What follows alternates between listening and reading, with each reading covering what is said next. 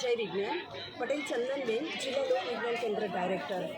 આજ રોજ અરવલ્લી જિલ્લાનું વન વિભાગ દ્વારા આ વિશ્વ પર્યાવરણ દિવસની ઉજવણી શાનદાર જોરદાર અહીં થઈ છે। વૃંદાવન ધામ જેતપુર ખાતે ડામોર સાહેબના માર્ગદર્શન હેઠળ દિનેશભાઈ ઉપાધ્યાય અને એમની સમગ્ર ટીમ જ્યારે આ ભગીરથ કાર્યમાં જોડાઈ છે તો અનેરો આનંદ હોય જ કે જેને વન પંડિતનો એવોર્ડ મળ્યો છે એવા ડાઉન ટુ અર્થ કામ કરવાવાળા દિનેશભાઈ ઉપાધ્યાયને મળીને મને ખૂબ આનંદ થયો।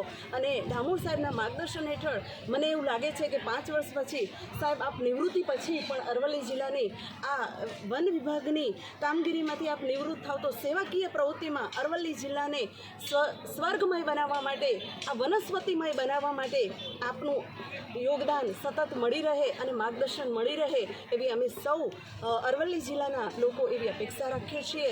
અને હું એવું માનું છું કે એસીનો ઉપયોગ કરીએ તેના કરતાં લીલાછમ વૃક્ષને એસી બનાવીએ તો કેવું સરસ કેવું મજાનું આપણું બાળપણ જે 45ની એજવાળા છે કે એનાથી મોટા છે એનું બાળપણ તો આ વૃક્ષો નીચે જ ગયું છે।